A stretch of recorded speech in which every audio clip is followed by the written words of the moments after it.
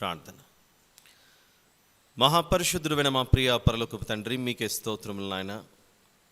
ఈ సాయంత్రకాల సమయంలో మేమందరము మీ సన్నిధిలో విధేయతతో, తగ్గింపు స్వభావంతో చేరి మీ పాదముల చెంత మేము వేడుకొనుచున్నాం తండ్రి. మీ వాక్యములను మాకు బయలుపరచమని, మా జీవితంలో యేసు ప్రభు అను బండ మీద నిలువబెట్టమని, వాక్యంలో ఉన్న లోతైన విషయములు మేము గ్రహించుటకు మా హృదయములను, మా మనోనేత్రములను మీరు తెరచి ప్రేరేపించమని ప్రార్థిస్తున్నాను నా ప్రభువా. మీ ఉద్దేశములు మా ఎడల మానవ ఆలోచనలకు అందనంత స్థాయిలో ఉన్నాయి కనుక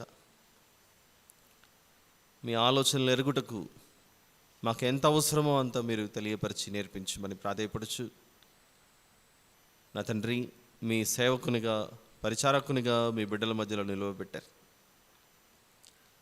మీకు ఏది ఇష్టమో దాని ప్రకారముగా ప్రకటించుటకు మీ ఆత్మ నడిపింపును మీ ఆత్మతో నింపి సహాయం చేయని ప్రార్థిస్తూ, మీ పాదములకు మమ్మును వివరించబోతున్న నన్ను మీకే సమర్పించుకుంటా. మీకే మహిమ, ఘనత, ప్రభావములు చెల్లిస్తూ మిమ్మల్ని హెచ్చిస్తూ మమ్మల్ని తగ్గించుకుంటా. ఈ కృతజ్ఞతాస్తుతి ప్రార్థన మా ప్రభువును, ప్రియరక్షకుడైన యేసు ప్రభు వారి పేట అడిగి వేడుకొని సమర్పిస్తున్నాను తండ్రి. ఆమేన్.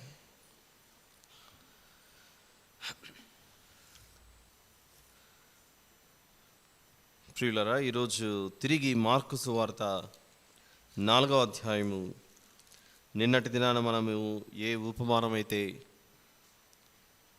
ప్రారంభించుకున్నామో తిరిగి అదే ఉపమానం వద్ద మరిన్ని విషయాలను, అందులో దాగి ఉన్న పరలోక సందేశాన్ని మనందరం కలిసి ఆలోచిద్దాం. మార్కు సువార్త 4వ అధ్యాయము 26 నుంచి 29వ వచనం వరకు. మరియు ఆయన, ఒక మనుష్యుడు భూమిలో విత్తనము చల్లి రాత్రింబగళ్ళు నిద్రపోవచ్చు మేలుకొనుచు నుండగా వానికి తెలియని రీతిగా ఆ విత్తనము మొలిచి పెరిగినట్లే దేవుని రాజ్యం ఉన్నది. భూమి మొదట మొలకను, తర్వాత వెన్నును, అటు తర్వాత వెన్నులో ముదురు గింజలను తనంతట తానే పుట్టించును. పంట పండినప్పుడు కోతకాలం వచ్చినదని సేద్యగాడు వెంటనే కొడవలి పెట్టి కోయునని చెప్పెను. నిన్నటి దినాన ఈ ఉపమానం విన్నాం కదా. ఇందులో ఇంకా తెలుసుకోవాల్సినది ఏముందో అనే ప్రశ్న మనలో అనేక మందికి ఉండవచ్చు. కానీ ఈ 26, 27 వచనాలు రెండు కలిసి ఉన్నాయి, మీరు గమనించగలిగితే. ఒక మనుష్యుడు భూమిలో విత్తనము చల్లాడట, రాత్రింబగళ్ళు నిద్రపోవచ్చు మేల్కొనుచు ఉన్నాడట. ఆ విత్తనం ఎప్పుడు మొలుస్తుందో అని ఎదురు చూస్తున్నాడట. ఆ విధంగా దేవుని రాజ్యం ఉందట. ఈ మనుష్యుడు భూమిలో విత్తనము విత్తుతున్నాడు అని అంటే ఏ ఉద్దేశంతో విత్తుచుండొచ్చు? ఆ ప్రశ్న మనకు రావాలి. పంట ఖచ్చితంగా వస్తుందనే విశ్వాసంతో, ఈ విత్తనం ఖచ్చితంగా మొలుస్తుంది అనే ఉద్దేశంతో అడుగు ముందుకేస్తాడు. విత్తనాలు ఎవరు కూడా నిరుపయోగంగా విత్తరు. అది ఖచ్చితంగా మొలుస్తుందని, అందులో నుంచి ఒకరోజు ఫలం ఖచ్చితంగా వస్తుందనే ఆశతో, నిరీక్షణతో, విశ్వాసంతో కూడిన అనేక విలువైన గుణాలు ఆ విత్తనాన్ని విత్తుచున్న వ్యక్తి ద్వారా మనం నేర్చుకోవచ్చు. అయితే నిద్రపోవచ్చు మేల్కొనవచ్చు అనే దాన్ని మనం ఎలా అర్థం చేసుకోవాలి? ఎవరైనా అంతే కదా, విత్తనం విత్తిన తర్వాత రాత్రి అయిపోతుంది, నిద్రపోవాలి, తిరిగి ఉదయాన్నే లేవాలి అని మనం అర్థం చేసుకోవచ్చు. కానీ ఆ రెండు పదాలలో దాగి ఉన్న సందర్భం, అర్థం దేవుడు మనకు నేర్పిస్తున్నది. నువ్వు విత్తిన వెంటనే పండును కోయాలని ఎప్పుడు ఆశించకు. దానికి సుదీర్ఘ కాలం పడుతుంది. అంతవరకు నీలో ఉండవలసిన ఒక గొప్ప గుణమే ఓర్పు, పేషెన్స్, ఈ 26, 27 వచనాలలో ఎన్ని నేర్పిస్తున్నాడు చూడండి దేవుడు. ఒక మనుష్యుడు అని ఒక ఎగ్జాంపుల్ తీసుకున్నాడు. ఆ ఒక మనుష్యుడు అన్న దాంట్లో మనమందరము సమిష్టిగా ఒకరం కామా? మనమందరము సమిష్టిగా ఒకరము అని అంటే ఏంటి? సంఘము అన్న దాంట్లో మనము సభ్యులమై ఉన్నాము. క్రీస్తు అను శిరస్సుకు వివిధ రకాల అవయవములమై ఉన్నాం. ఒకరు చక్కగా పాటలు పాడగలిగే తలాంతు సంఘంలో కొందరికి ఉంటుంది. దేవుని ఎలా వేడుకోవాలో చక్కగా ప్రార్థన చేసే ఒక మంచి సులక్షణం మరికొందరిలో ఉంటుంది. మరికొందరు దేవుని ఎలా ఘనపరచాలి, స్తుతించాలి, ఆరాధించాలి అనే దానిలో ప్రవీణులై ఉంటారు. మరికొందరి జీవితాలు వారు మౌనంగానే ఉంటారు, కానీ వారి జీవితాలే గొప్ప సాక్ష్యాలు. మరికొందరు దేవుని వాక్యమును చక్కగా చదవగలిగే తలాంతు, తప్పులు పోకుండా. మరికొందరు చదివిన దానిని వివరించగలిగే సమర్థులు. మన శరీరంలో చేతికి ఒక పని, చెవికి ఒక పని, ఈ నోటికి ఒక పని, కాళ్ళకు ఒక పని, అలా వివిధ రకాలైన అవయవాలకు ఏ ఏ పనులైతే ఉన్నాయో ఈ సంఘంలో కూడా మనందరినీ దేవుడు ఒకరిగా చూస్తూ, యేసు ప్రభు అను నేను శిరస్సు అయితే మీరందరూ నా శిరస్సుకు అంటుకట్టబడిన అవయవములు. ఈ అన్ని అవయవాలకు ఉన్న ఒక అద్భుతమైన లక్షణం ఏంటంటే, సంతోషం కలిగిన అవయవాలు అన్నీ కలిసి ఆనందిస్తాయి. దుఃఖం కలిగిన ఈ అవయవాలు అన్నీ కలిసి దుఃఖపడతాయి. ఫర్ ఎగ్జాంపుల్, మన శరీరంలో ఏదో ఒక అవయవం గాయమైందనుకోండి, నడుచుకుంటూ వెళ్తున్నాం, కింద పడ్డాం, మోకాళ్ళు బాగా గాయమైంది, రక్తం వస్తుంది. మోకాలకు గాయమైంది కదా అని మిగిలిన శరీరంలో ఉన్న ఏ అవయవాలు ఇంకా బాధపడకుండా అది నీకు సంబంధించినది, నాకు సంబంధం లేదని మిగిలిన అవయవాలు చక్కగా సంతోషిస్తూ ఆనందిస్తూ కేరింతలు పెడుతూ ఉంటాయా చెప్పండి? మన నోటితో సహా పనిచేస్తుంది, అబ్బా గాయమైంది అని, ఆయింట్మెంట్ ఉంటే తీసుకురండి అని. అలానే ఒక సంతోషకరమైన జరిగింది అనుకోండి, ఇప్పుడు పిల్లలు పరీక్షలు రాస్తున్నారు, ఇంకొద్ది రోజుల్లో రిజల్ట్స్ వస్తాయి, 10th క్లాస్, ఇంటర్మీడియట్ ఇలాంటి ఎగ్జామ్స్ అన్నీ.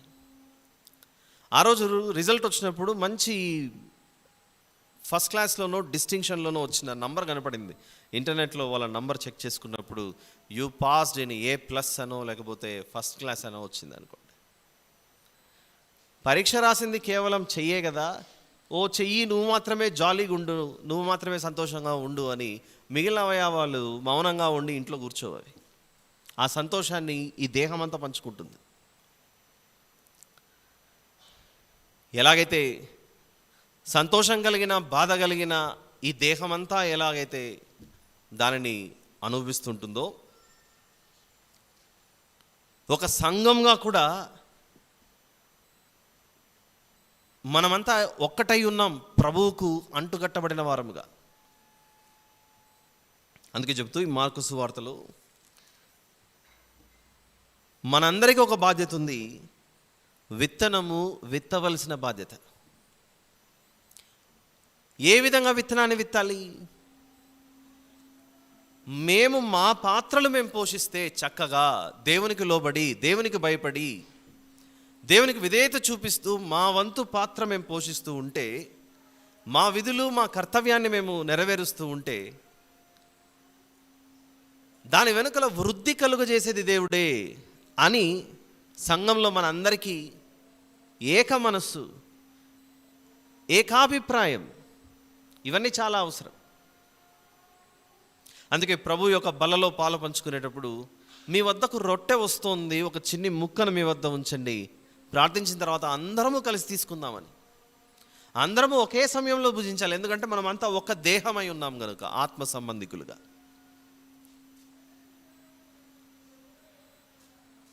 దీన్ని మనసులో పెట్టుకొని ఇప్పుడు ఆ 26, 27 వచనాలు చదువుదాం.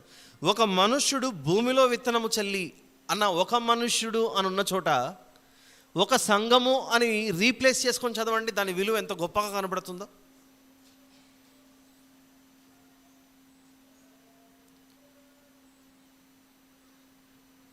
ఒక సంఘము భూమిలో విత్తనము చల్లి.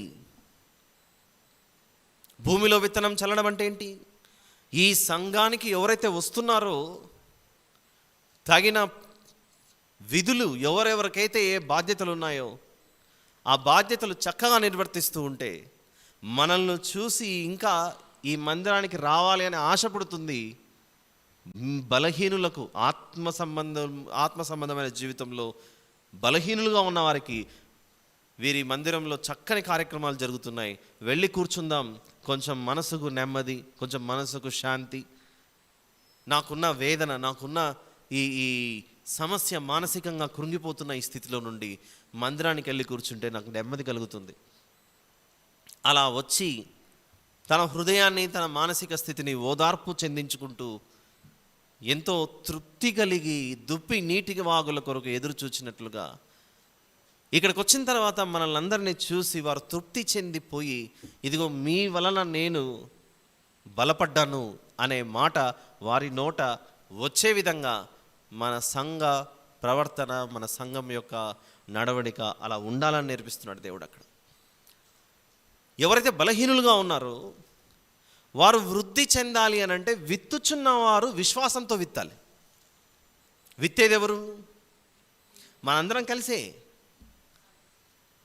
విత్తనం విత్తాల్సిన బాధ్యత మనదే.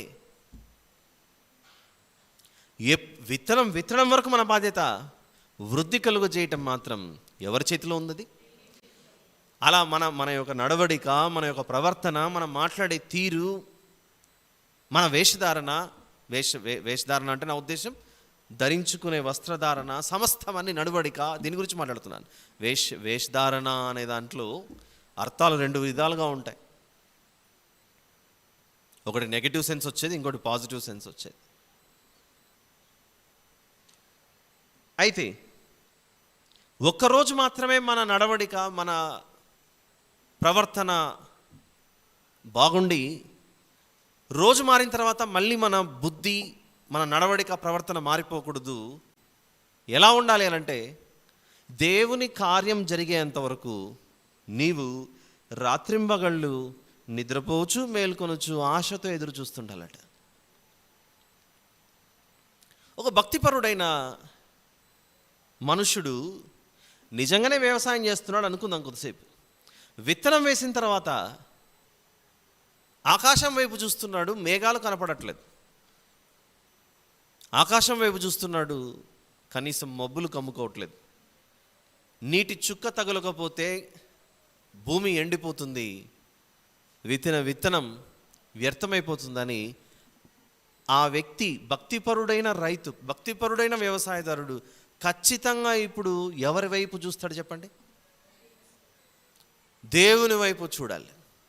ఆకాశమందు ఆసీనుడవైన వాడా, నీ యందు భయభక్తులు కలిగి ఉన్న నేను ఒకనాడు ఆదాము గారికి సేద్యం చేయమని చెప్పినట్లుగా నేను కూడా సేద్యం చేస్తున్నాను. దయచేసి నన్ను జ్ఞాపకం చేసుకొని ఈ పంట పండులాగున పండే విధంగా చేయి ప్రభువా అని ఎవరి మీద మనము ఆశ పెట్టుకొని ప్రార్థిస్తాం చెప్పండి? దేవుని మీదనే ఆశ.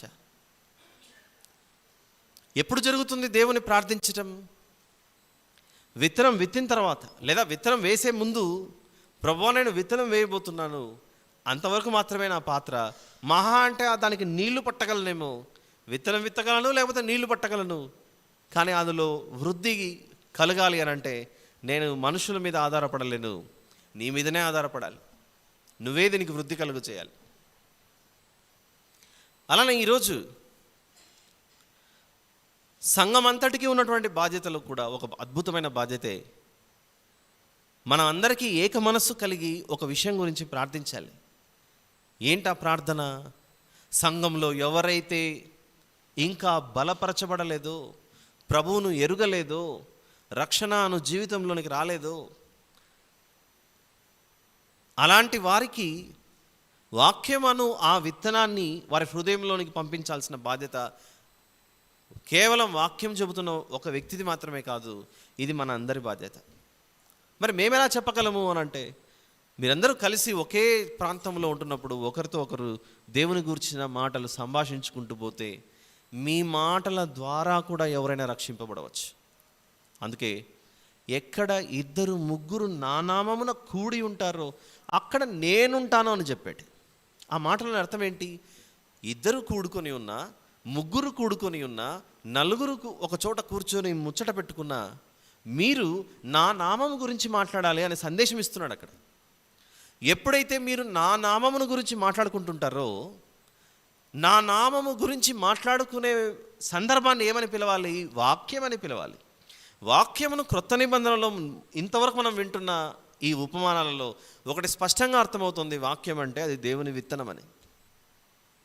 ఎక్కడ 2-3 నా నామమును కూడి ఉంటారో దేవుడు, వీరు వాక్యమను విత్తనం గురించి మాట్లాడుకుంటున్నారని ఆయన చెవియొగ్గి వింటాడట.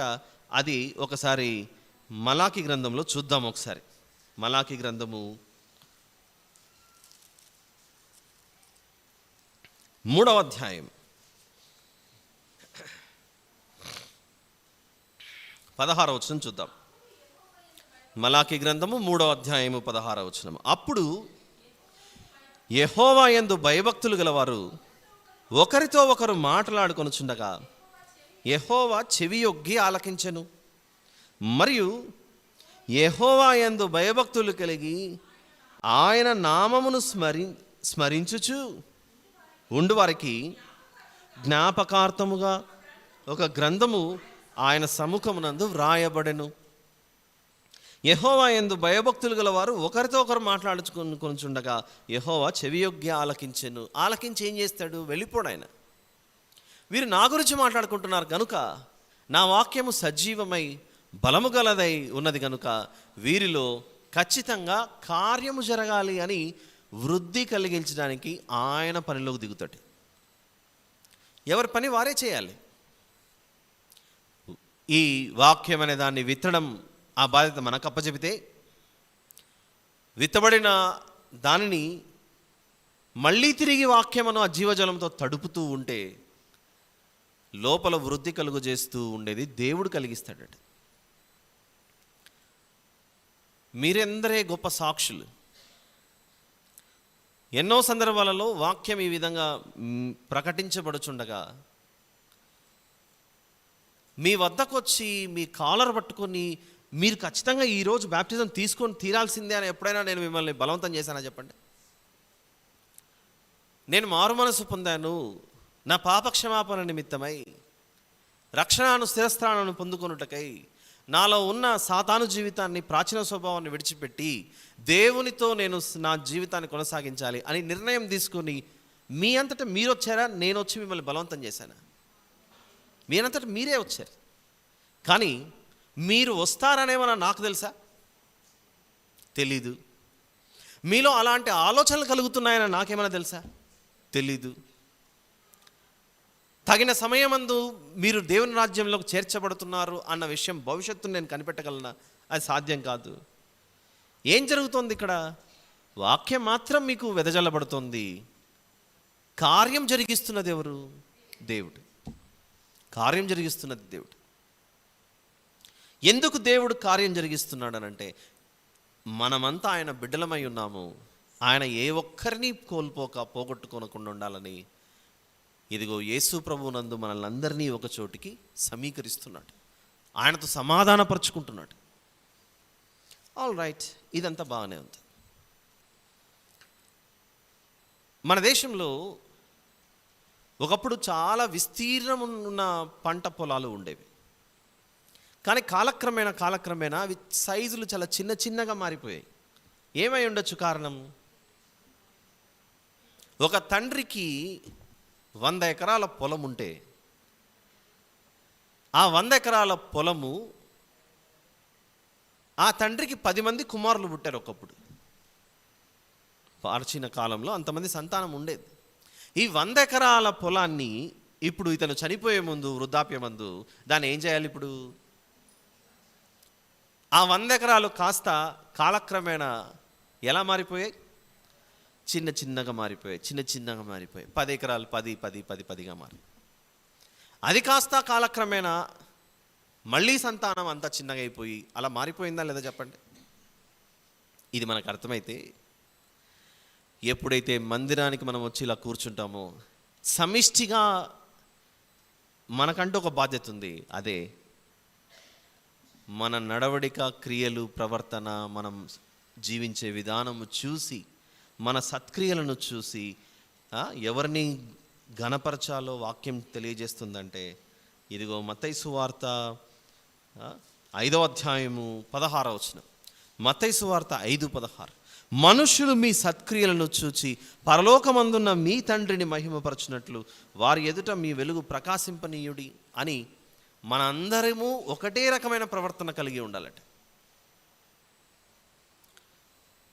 అందుకే దేవుడు 2 కాళ్ళు పెట్టి మనకు ముందుకు అడుగు వేయాలంటే 2 కాళ్ళు సమానంగా ఒకే ఉద్దేశంతో అడుగు వేయాలి. ఒకరోజు ఎడమ కాలు కుడి కాలు 2 మాట్లాడుకుంటూ నువ్వు ముందుకేస్తే నేను వెనక్కేస్తాను అనింది అనుకోండి, ఎడమ కాలు కుడి కాలు ఇద్దరు, జీవితం ఎక్కడ ఉంటుంది చెప్పండి? ఎక్కడ వేసిన గొంగలు అలానే ఉంటుంది. ఈ 2 కాళ్ళు ఒకే ఉద్దేశంతో ఈ శిరస్సు చెప్పిన విధంగా అడుగు ముందుకో వెనక్కో వేసుకుంటూ పోతున్నట్లుగా మనిషి యొక్క జీవితం, సంఘం యొక్క జీవితం ఎవరు చెప్పినట్లుగా ముందుకెళ్ళాలి? యేసు ప్రభు చెప్పినట్లుగా ముందుకెళ్తుంటేనే ఇదిగో చక్కగా నడిపించబడతాం మనం. ఈరోజు మన సమాజంలో, ఇదే హైదరాబాద్ నగరంలో చక్కగా దేవుని యందు భయభక్తులు కలిగి ఉన్నవారు అనే సాక్ష్యం పొందిన గొప్ప సంఘాలే, ఆ సేవకుడు కన్ను మూసిన తర్వాత మందిరాలకు తాళాలు పడి ఏకంగా కాలర్లు పట్టుకొని కొట్టుకొని పోలీస్ స్టేషన్లోకి వెళ్ళి ఆ తర్వాత హైకోర్టుకు కూడా వెళ్ళి అవసరమైతే సుప్రీంకోర్టు కూడా వెళ్ళే పరిస్థితికి వెళ్ళిపోయింది నేటి సమాజం. వినట్లేదా మనం? సంఘాలకు తాళాలు పడ్డాయని, మందిర నిర్మాణాలకు. కారణం ఏంటంటే ఒకే త్రాటి మీద నడవలేని మనస్తత్వం. ఎందుకు ఆ మనసు వచ్చిందనంటే శిరస్సుగా ప్రభువును పక్కన పెట్టేశారు. శిరస్సుగా ప్రభువును పక్కన పెట్టేసరికి రావాల్సిన ఫలం సమాజానికి మనం చూపించలేకపోతున్నాం. మనుషులు మన సత్క్రియలను చూచి మీ తండ్రిని మహిమపరచాలట. క్రైస్తవులైనా దేవుని బిడ్డలైనా అని మనల్ని చూసి హేళనగా మాట్లాడుకునే స్థితికి మన జీవితం రాకూడదు. అంటే మనందరము కలిసి ఎలాంటి విత్తనం విత్తాలి? మంచి నీతి గల విత్తనం విత్తాలి. అప్పుడే ఆశించిన ఫలాలు సంఘంలో వస్తాయి. ఇది ఒక్కరోజుతో అయ్యే పని కాదు, ఇది సుదీర్ఘకాలము జరిగే కార్యక్రమం. ఇది ఇంతవరకు మీరు విన్నది ఒక పార్ట్ 1 అనుకుందాం కొద్దిసేపు. Now I'm coming to part 2, second పార్ట్లోకి వస్తున్నాను. ఇదేంటంటే, మన ఇల్లే ఒక పొలం, మన కుటుంబమే ఒక పొలం. ఒక ఇంటిలో తండ్రి, పిల్లలు, భార్య అందరూ కలిసి నివసిస్తున్న ఆ గృహమే ఒక చక్కటి పొలం. అది చదువుకున్న మార్కు సువార్త 4వ అధ్యాయంలో ఒక మనుషుడు విత్తనము చల్లుతున్నాడట. మార్కు సువార్త 4వ అధ్యాయం. ఒక మనుష్యుడు భూమిలో విత్తనము చల్లి రాత్రింబగళ్ళు నిద్రపోవచ్చు మేల్కొనుచు నుండగా వానికి తెలియని రీతిగా ఆ విత్తనం మొలిచి పెరిగినట్లే దేవుని రాజ్యం ఉన్నది. ఏంటి మన ఇల్లే ఒక పొలం అంటున్నాడు ఈయన అని అనుకోవచ్చు. నిన్నటి దినాన మనం ఈ విషయం మాట్లాడుకోలేదు, మీరు గమనిస్తే. మన ఇల్లే ఒక పొలం అయితే విత్తనాలు విత్తేది ఎవరంటే ఇద్దరు. ఎక్కడ విత్తుతారు అనేది కూడా తెలియాలి మనకు. మన ఇంటిలో విత్తనాలు విత్తేది ఇద్దరు, అది తండ్రి తల్లి. తల్లి తండ్రి విత్తనాలు విత్తాలి. ఎక్కడ విత్తాలి? దేవుడు వారికిచ్చిన గర్భఫలములలో ఈ వాక్యమును విత్తనాన్ని విత్తాలి. ఇలా చెబితే అర్థం కాదు.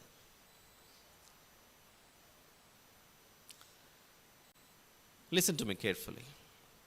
ఇలా పాజ్ ఇచ్చి ఆపి ఎందుకు చెప్తానంటే, నేను కొంచెం సైలెంట్ అయ్యాను అనుకోండి, ఏందబ్బా మైక్లో శబ్దం రావట్లేదు అని అప్పుడు మీరందరూ నా ముఖం చూస్తారు. ఇంతవరకు మాట్లాడుతున్నా సడన్గా సైలెంట్ అయ్యాడు, మైక్ ఏమన్నా ఆఫ్ అయిందేమో అని.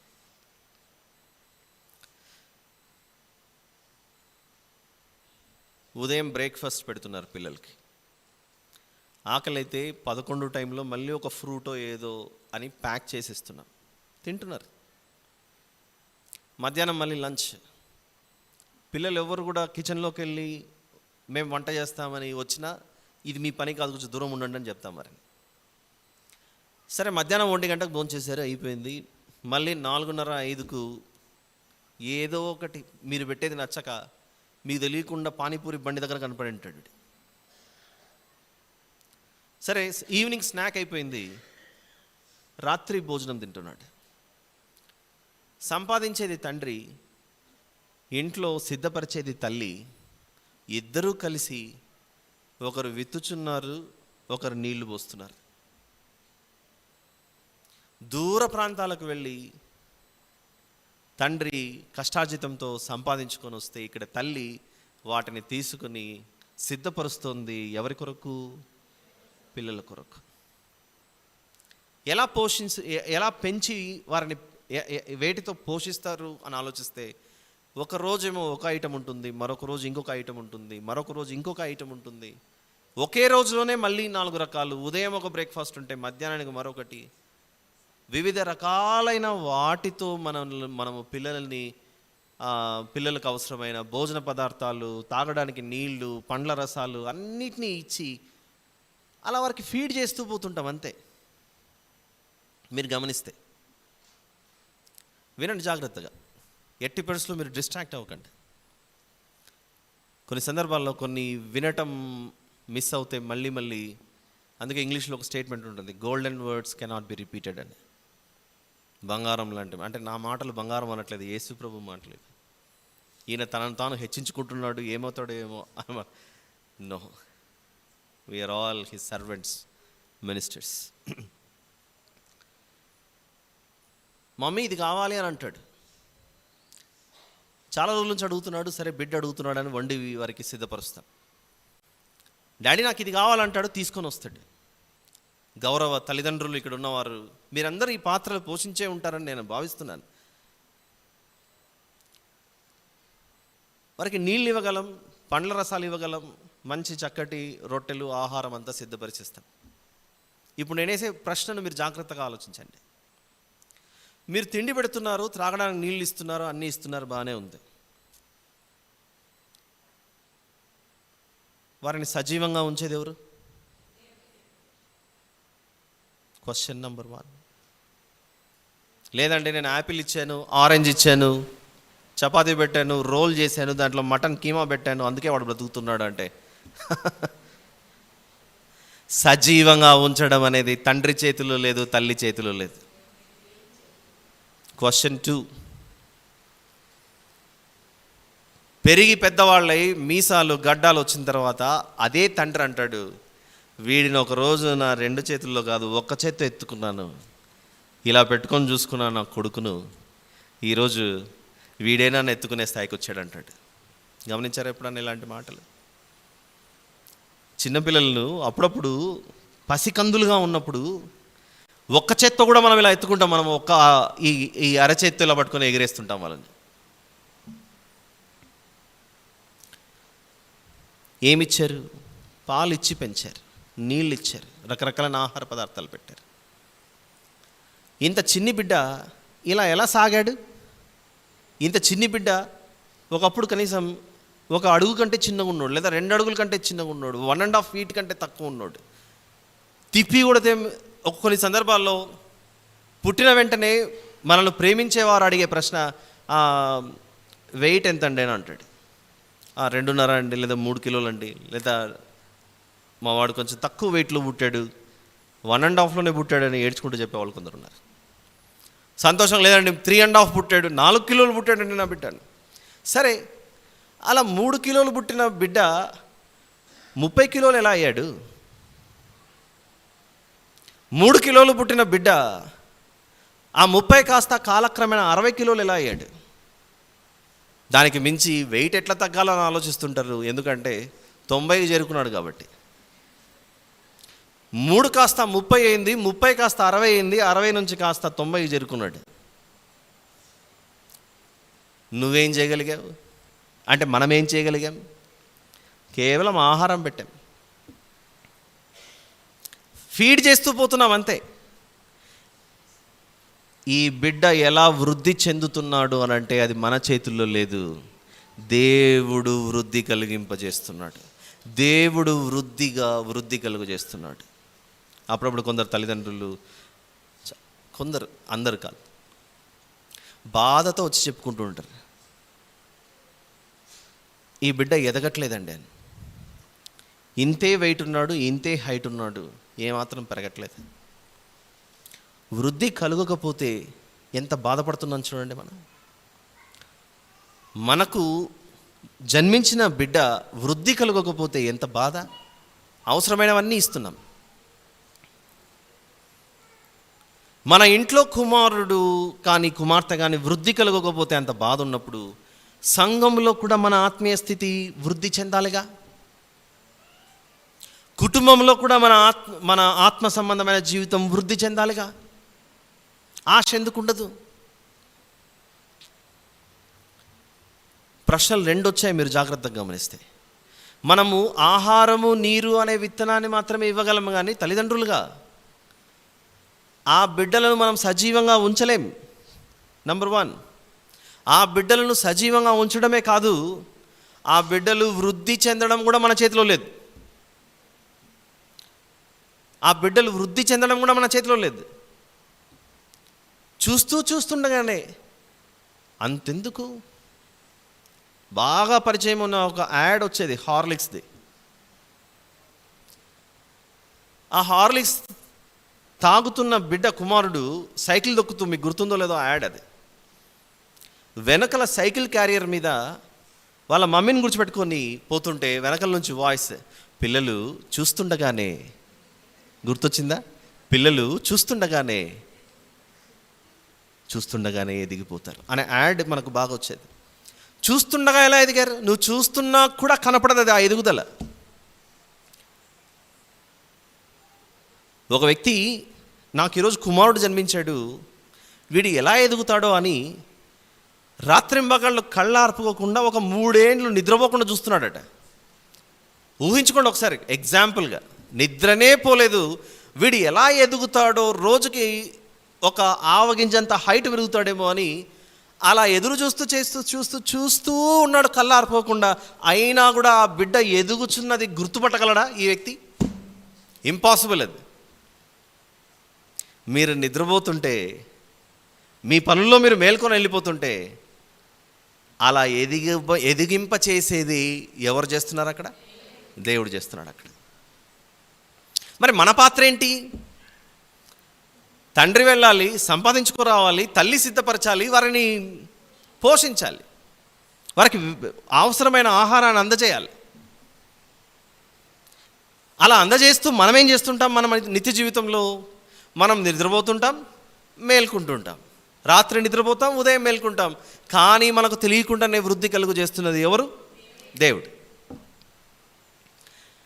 అయితే మార్కు సువార్త 4వ అధ్యాయంలో చెప్తున్న ఈ చిన్ని ఉపమానం, 4 వచనాలు ఉన్న ఉపమానం, మన జీవితానికి సరిపడేంత సందేశం ఉంది దాంట్లో.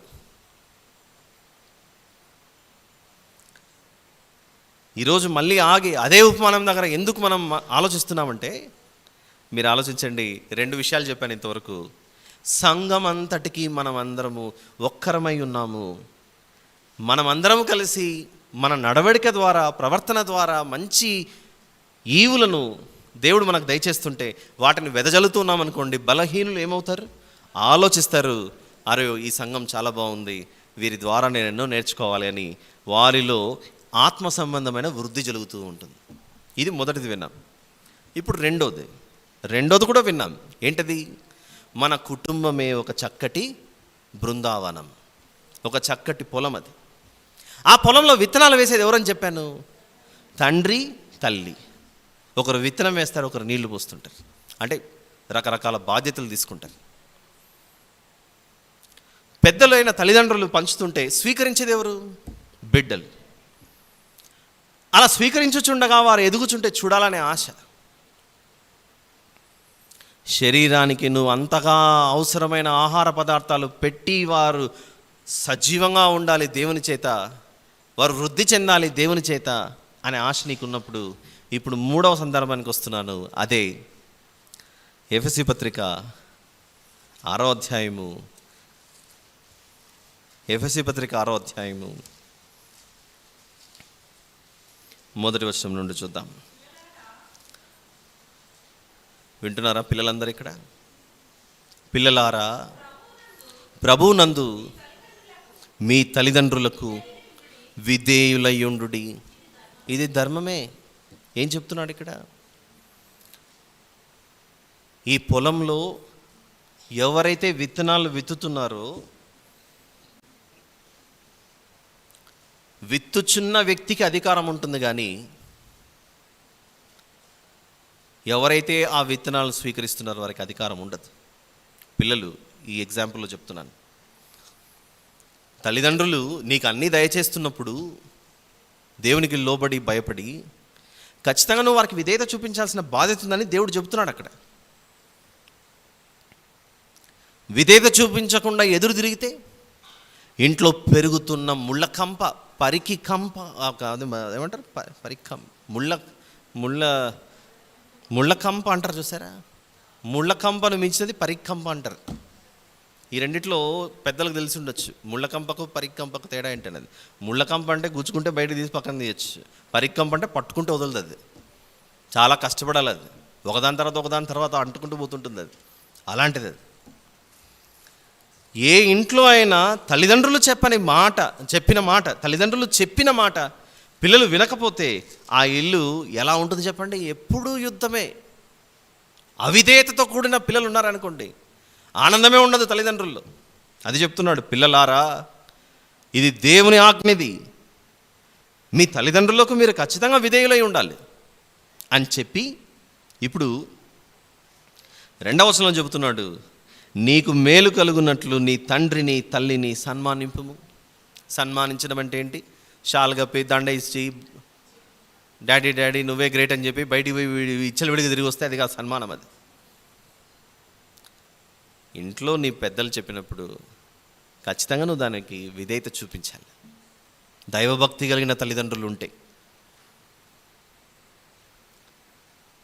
అసలు తండ్రిని తల్లిని సన్మానించడం వలన, వారికి విధేయత చూపించడం వలన, దేవుని యందు భయభక్తులు కలిగి ఉన్న తల్లిదండ్రులు ఇంటిలో ఉన్నప్పుడు వారు చెప్పిన మాట పిల్లలు వినటం చేత వచ్చే ప్రయోజనం ఏంటి? What is the benefit?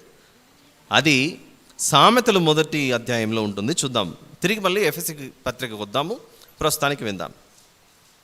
సామెతల గ్రంథము 1వ అధ్యాయం 8-9 వచనాలలో,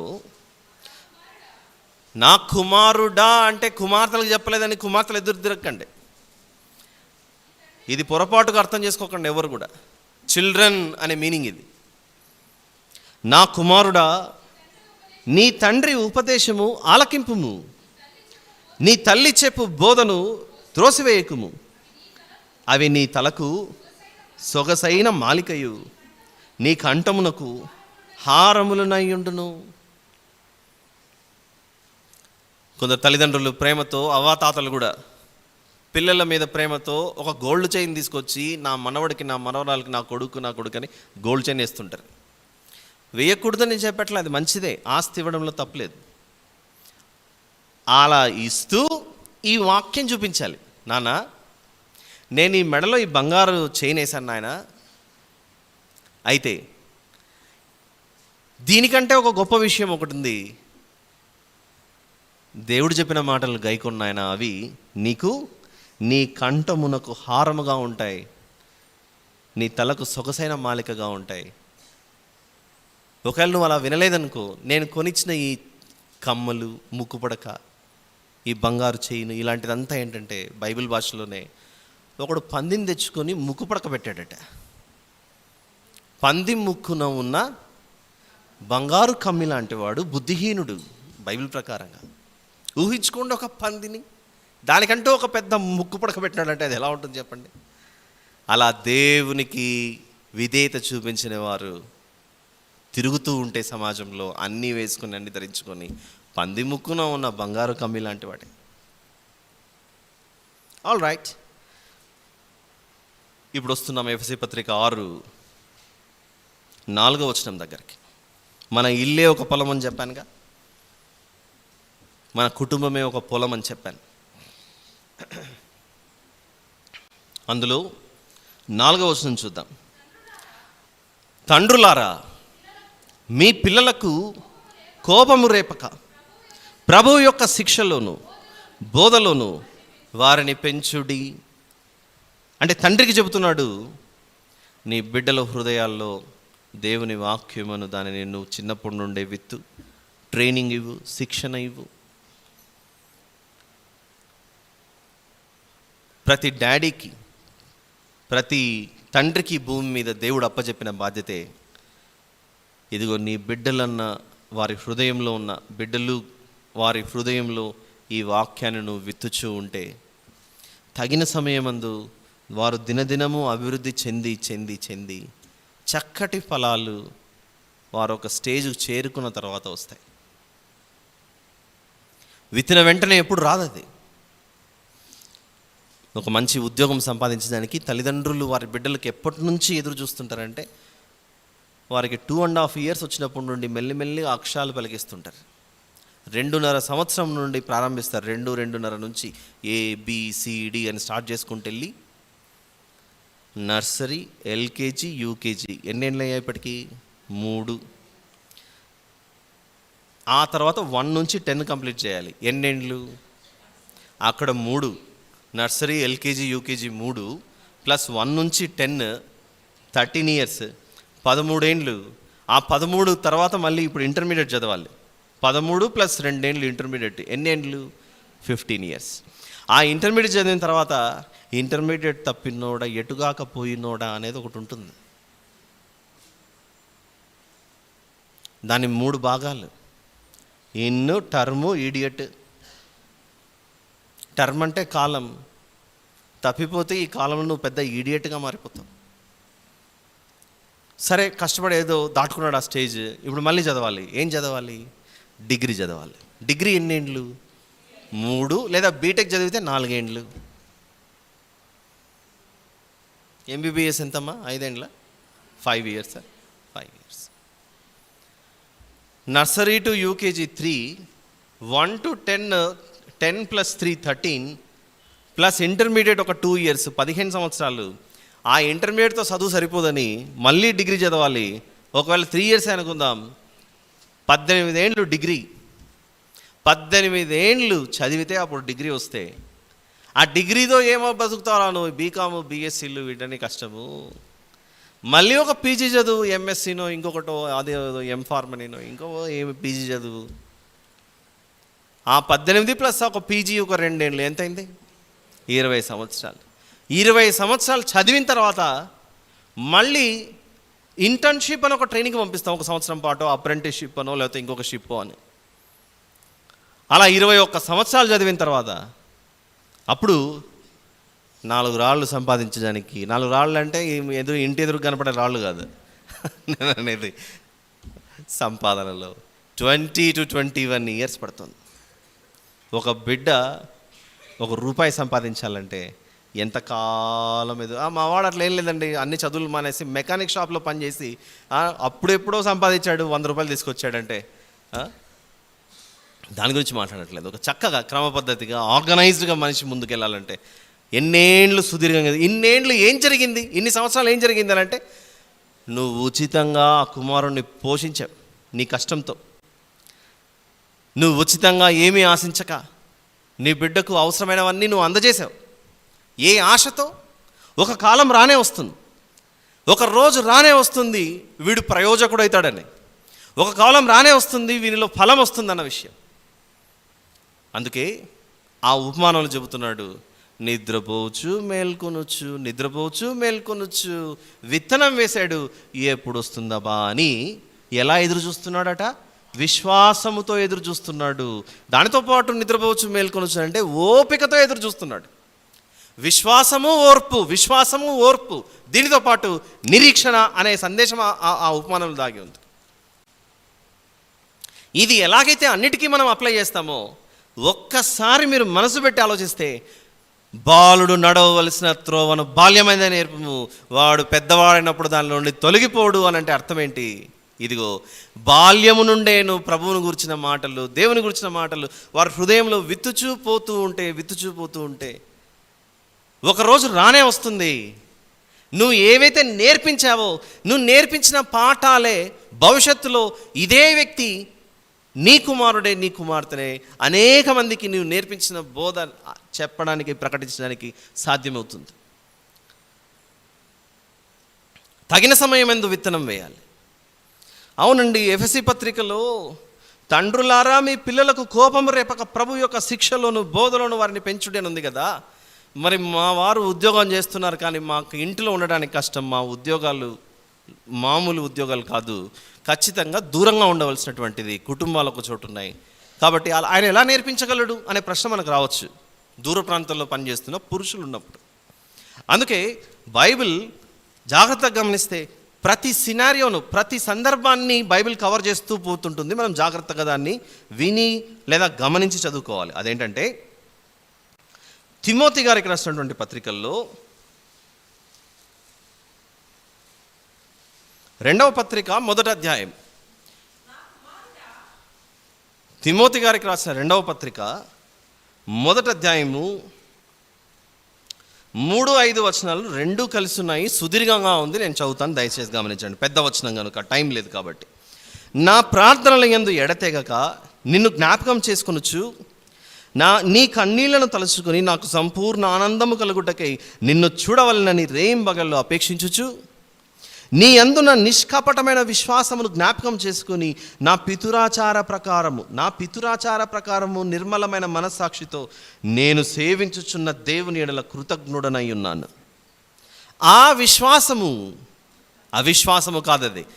ఆ విశ్వాసం, నేను ఏ విశ్వాసం అయితే కలిగి ఉన్నానో అలాంటి విశ్వాసము మొదట నీ అవ్వయైన లోయలోను నీ తల్లి అయిన యునీకేలోను వసించెను, అది నీ యందు సహా వసించుచున్నదని నేను రూఢిగా నమ్ముచున్నాను. ఇక్కడ 2 స్త్రీలను తీసుకున్నాడు పౌలు గారు. తిమోతి గారికి అవ్వట, గ్రాండ్ మదర్ అట, ఆవిడ పేరు లోయి. తిమోతి గారికి తల్లి, ఆ తల్లి గారి పేరు యునీకే. మరి అక్కడ పురుషుని పేరు ప్రస్తావించలేదు కదా, తండ్రి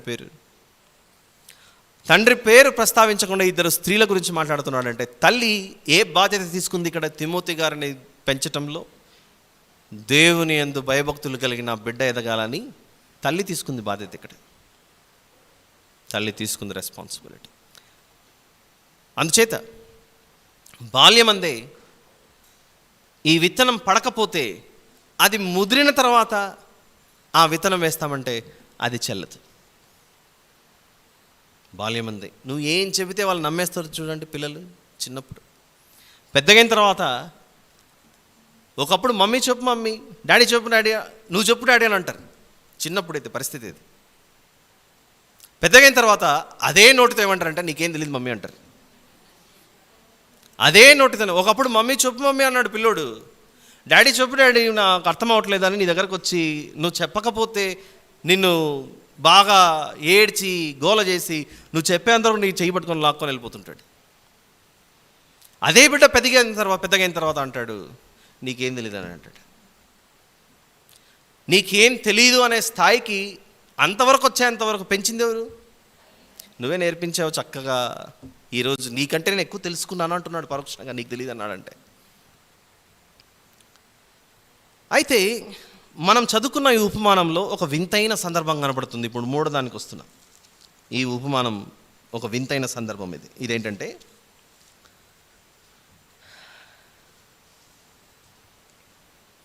28వ వచనంలో, భూమి మొదట మొలకను, తర్వాత వెన్నును, అటు తర్వాత వెన్నులో ముదురు గింజలను తనంతట తానే పుట్టించును. పంట పండినప్పుడు కోతకాలం వచ్చినదని సేద్యగాడు వెంటనే కొడవలి పెట్టి కోయునని చెప్పాను. కొడవలి పెట్టి కోసినప్పుడు ఒక 3-4 సందర్భాలు చోటు చేసుకుంటాయి. నిన్న ఉదాహరణకు మొక్కజొన్న పెరిగిన విధానాన్ని చూశాం. అందరికీ అవగాహన ఉంటుందని కార్న్ ఎగ్జాంపుల్ తీసుకున్నాం నిన్న మనం. మొక్కజొన్న ఎప్పుడన్నా వెళ్ళారా? మొక్కజొన్న తోటను చూడడం కానీ ఇలాంటివి తింటాం. స్వీట్ కార్న్ అని తెచ్చిపెట్టుకుంటాం. స్వీట్ కార్న్ సూప్ తాగుతాం హోటల్కి వెళ్ళినప్పుడు. స్వీట్ కార్న్ చెట్టును సూప్ చేసుకొని తాగం మనం. స్వీట్ కార్న్ యొక్క ఆ మొక్కజొన్న యొక్క కంకి ఉంటుంది చూసారా, అంటే మనం గింజలన్నీ తిన్నాక ఒక తెల్లది ఇట్లా పొడుగుకుంటుంది, దాన్ని ఏం చేస్తాం మనం? పడేస్తాం. అరే రే భలే ఉందని చెప్పేసి దాన్ని ఇంటికి తెచ్చుకొని కట్ చేసుకొని వంట చేసుకోం కూరగాయలాగా, అది పడేస్తాం. ఇక్కడ జరుగుతున్నది, ఆ మొక్కజొన్న అన్న ధాన్యం రావడానికి చెట్టు అయితే బయటికి లోపల ఉన్న వేర్ల గురించి ప్రస్తుతానికి మాట్లాడట్లేదు. దాన్ని వేర్లు కష్టపడుతున్నాయి ఆ గింజలు రావడానికి. కానీ నాకైతే ఒక 4 విషయాలు అర్థమవుతున్నాయి దాంట్లో. ఒకటి, ముందు చెట్టు, ఆ మొక్కజొన్న మొక్క సూటిగా స్ట్రైట్గా ఇలా పెరుగుతుంటుంది. ఆ సూటిగా పెరుగుతున్నప్పుడు దాని పొడవైన ఆకులు చిన్న చిన్న అరిటాకుల వలె కొంచెం ఒకటి అటు ఒకటి ఇటు ఒకటి ఇటు పడుతుంటుంది. అందులో నుంచి ఒక చిన్ని మొగ్గ లాంటిది వస్తుంది. అవునా? ఇప్పుడు ఈ చెట్టు, పెరుగుతున్న చెట్టు వేరు, ఈ మొగ్గ వేరు, చేసే పని వేరు. మొగ్గ వచ్చిన తర్వాత ఆ మొగ్గలో నుండి మనం ఇందాక పడేస్తామని చెప్పుకున్నాం చూసారా, ఆ కంకి ఒకటి వస్తుంది.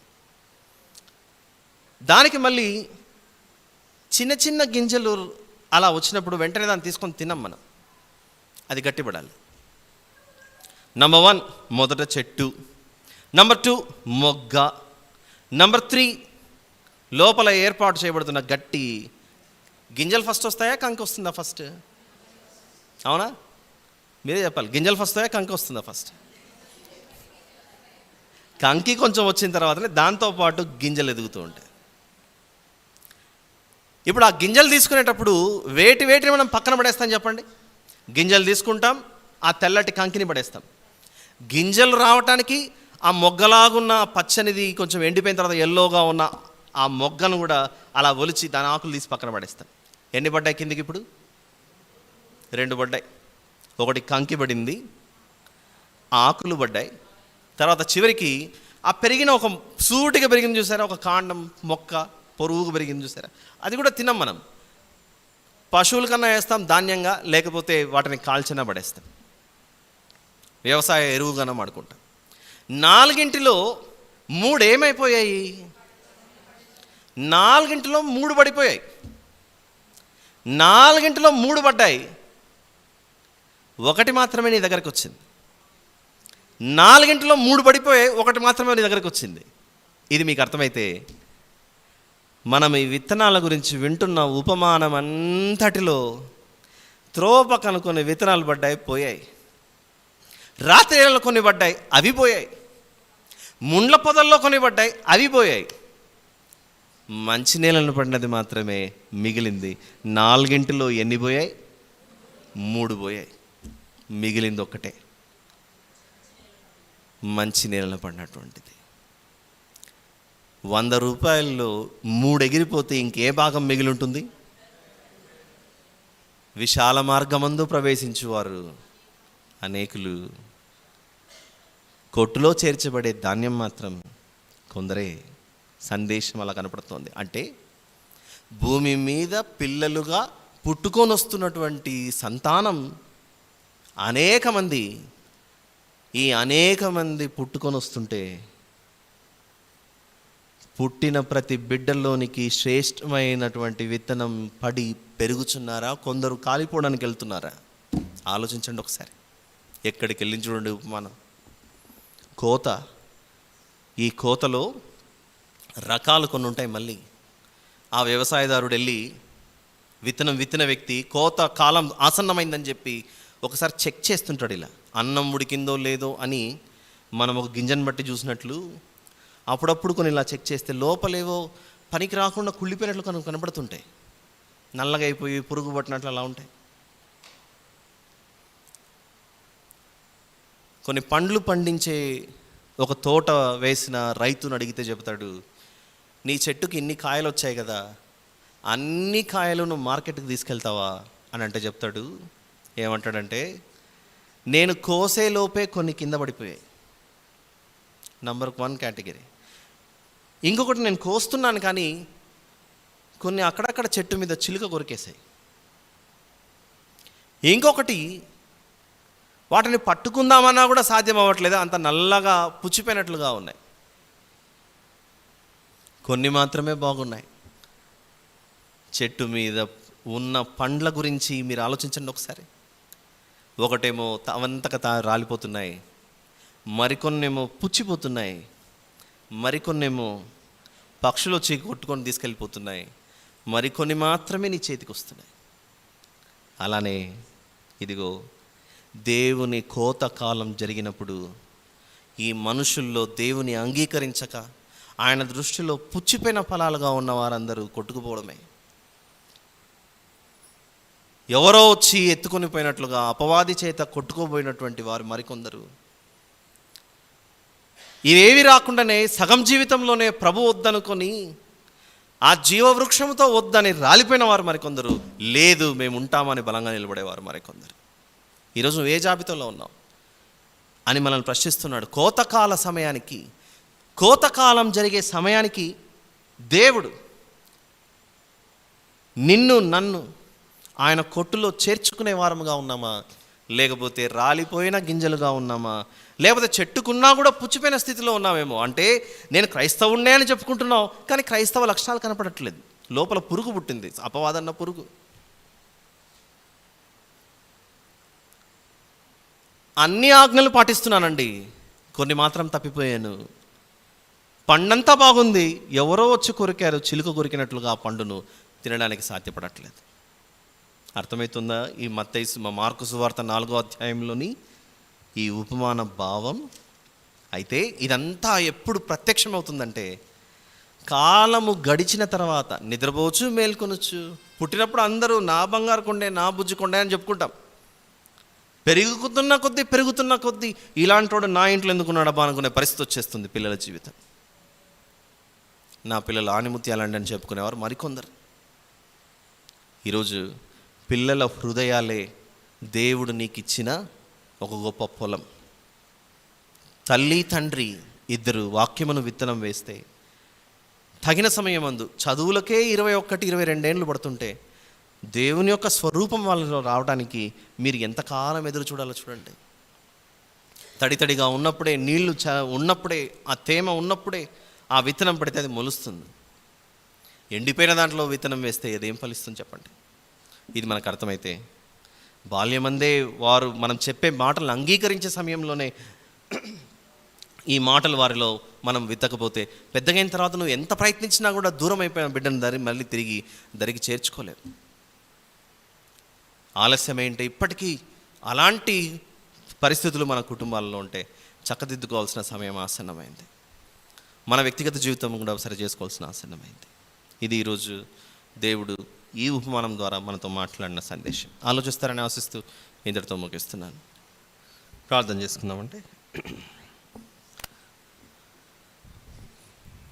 మహాపరిశుద్ధుడైన మా ప్రియ పరలోకపు తండ్రి, మీకే స్తోత్రములు నాయన. ఈ సాయంత్రకాల సమయంలో మేమందరం మీ బిడ్డలుగా చేరి ఇంతవరకు కీర్తనలతోనూ సంగీతములతోనూ మిమ్మల్ని మహింపరిచి ఉండగా మేము ఏదైనా నువ్వు పొరపాటు చేసింటే క్షమించమని వేడుకొంచున్నా. వాక్యంతో మీరు మాట్లాడారు.